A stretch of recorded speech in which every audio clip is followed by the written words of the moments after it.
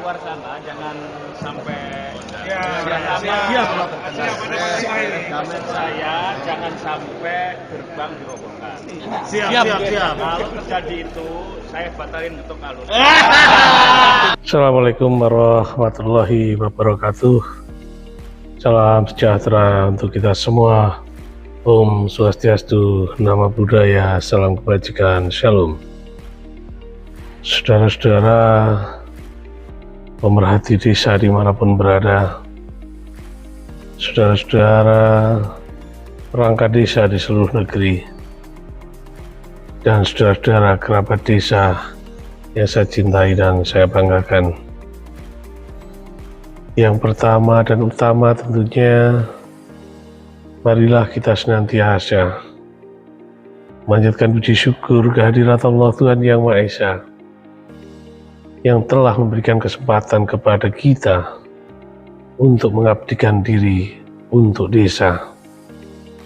Kita patut bersyukur kepada Allah SWT karena pengabdian untuk membangun desa sama artinya membangun bangsa. Desa yang maju akan mengangkat derajat desa menjadi lebih baik, dan tentu saja negara lebih baik.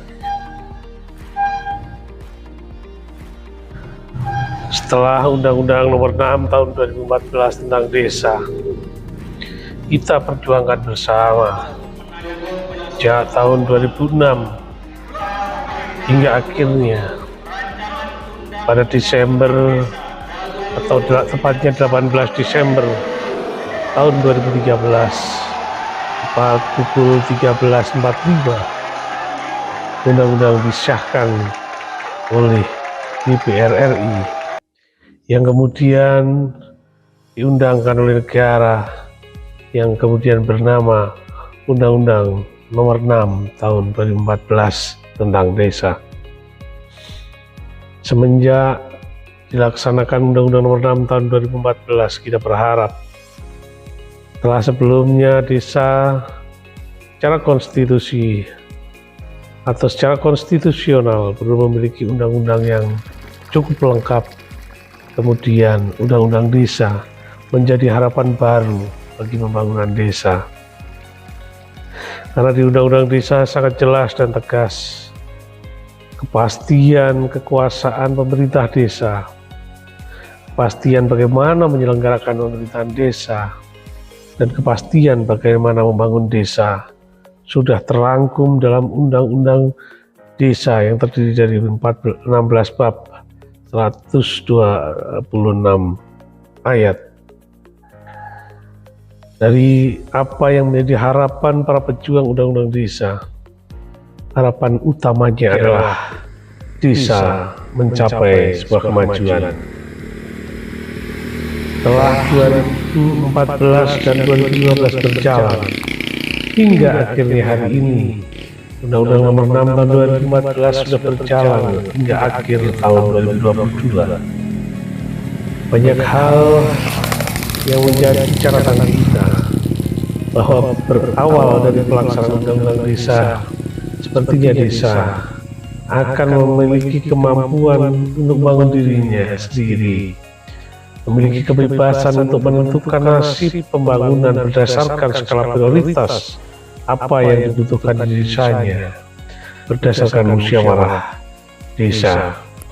Dengan melalui mekanisme musyawarah desa diharapkan apa yang sangat mendesak untuk dibangun, apa yang sangat harus segera dilaksanakan oleh pemerintah desa terjawab dalam musyawarah rencana pembangunan desa.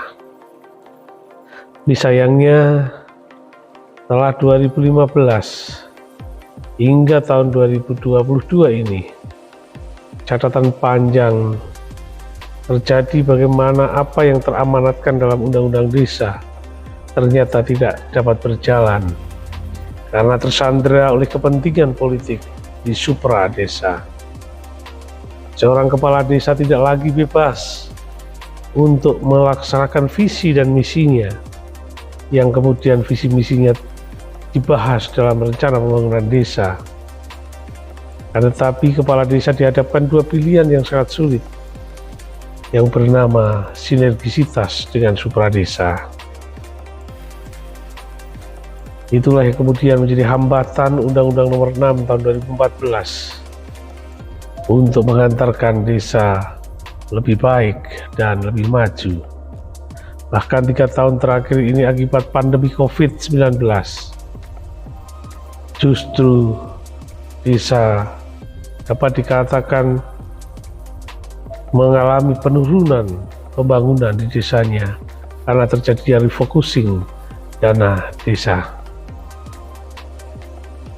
Pada saat yang lain, dengan undang-undang desa kita juga berharap bahwa sistem penyelenggaraan pemerintahan desa menjadi lebih kuat, lebih kokoh, dan terkoordinir dengan baik, sehingga birokrasi level desa akan sama dengan birokrasi supradesa, yakni aparatur pemerintah daerah kabupaten, aparatur daerah pemerintah provinsi, dan aparatur pemerintah pusat. Pada kenyataannya, dengan undang-undang desa yang mengatur bagaimana mengangkat dan memberhentikan kepala perangkat desa, perangkat desa dapat diangkat pada usia berapa dan perangkat desa dapat diberhentikan pada usia 60 tahun.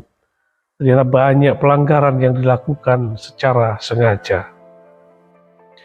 Kita tahu bahwa Undang-Undang Nomor 6 Tahun 2014 sudah berjalan kurang lebih 7 tahun. Dan sangat mustahil manakala amanat Undang-Undang Desa tidak dipahami oleh pemerhati desa, pemerintah daerah, maupun pemerintah desa itu sendiri. Tapi fakta yang tidak bisa kita pungkiri bahwa ternyata pelanggaran-pelanggaran terkhusus pengangkatan dan pemberhentian perangkat desa terjadi di mana-mana.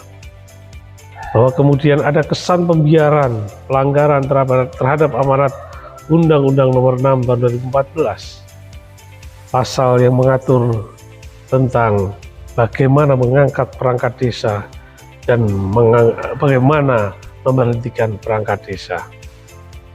Undang-undang yang menjadi produk dari sebuah mekanisme pembentukan undang-undang antara pemerintah dan DPR sangat tidak berarti bagi mereka yang tidak menganggap keberadaan Undang-Undang Nomor 6 Tahun 2014. Hingga akhirnya banyak perangkat desa yang diangkat dan diberhentikan tidak sesuai prosedur dan terkesan asal mengangkat dan asal memberhentikan. Banyak kabupaten kota yang tidak mampu menyelamatkan amanat Undang-Undang Desa, dan banyak kabupaten juga yang kemudian mengabaikan